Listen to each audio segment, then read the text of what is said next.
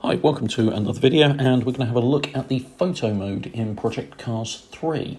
So the first thing with the photo mode in Project Cars 3 is you can get into it a number of ways. If you just pause a video, you can go straight into the photo mode, which is what I've done in this instance. It's much more intuitive and easier to use than it was in Project Cars or Project Cars 2, which is really nice to see. You can drop into it quite straightforwardly, and the move, look around, up and down, roll left and right, zoom in and out, and the focus tools are much easier to use. The shutter speed option is much nicer to use as well, and you've got a reasonable range in there to nicely blur out the background. You can change the focal distance if you wish, but I would suggest that you just use the autofocus. It works well enough. Now, currently the Aperture display, certainly on PS4, as you can see here, is broken.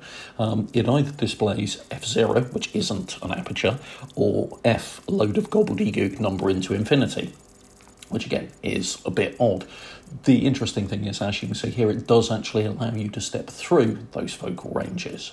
You can then select, and they call them colour grades now, but you can select your preset formatting, play around with the colour intensity of that as well. So you've got all of those options carried over from Project Cars and Project Cars 2, and they work well enough. They are fairly easy to use, and you can, as I say, change the colour grade intensity, which allows you to balance them in and out, and allows you to get some quite nice, interesting effects on these. But I just, for this one, want to stick with none. You can also then select a film grain or chromatic aberration effect, and once again change the intensity of that. So this allows you to put quite a decent feel and a little bit of customization. You can select from two borders, a vignette or just a straight border frame around it, and the intensity of those. You've got a good range of Project Cars 3 stickers that you can pick from if you want, or you can select none, which is nice. Subtitles don't let you remove that, and you can pick whereabouts on it you want it to be.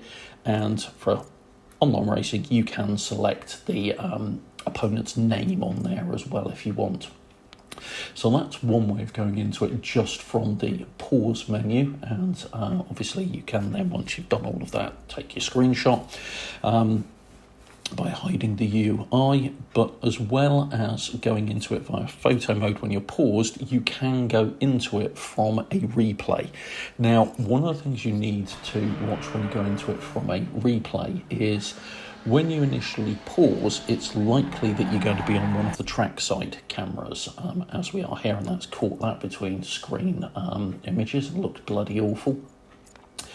And you've got your interior, you've got your chase cam, and all of your other views. You need to select option number 2, the chase cam, if you want to be able to pan around the car fully and be able to take advantage of that, because if you don't, then you're pretty much locked to the option you've got. So you need, as I say, to select option 2, which is the chase cam, and that, as you can see here, then allows you to rotate quite nicely and freely around what you're looking at here, and then allows you to drop in and take a very nice picture, which we'll just have a look here. So as you can see, a little bit of roll on there, focus by hitting the up button.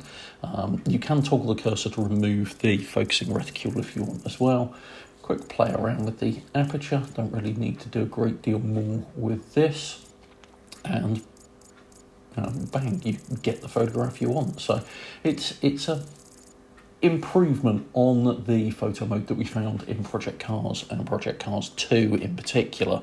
I mean, it's not up there with the Gran Turismos of this world, but they've had a lot longer doing this, but it does allow you to get some quite nice results out of it. So that's a look at the photo editor in Project Cars 3. If you've enjoyed this video, please do drop me a like down below, and if you want to see more content like this, subscribe away, and hit the bell icon if you want to be notified when new videos get uploaded. Thanks very much. Bye.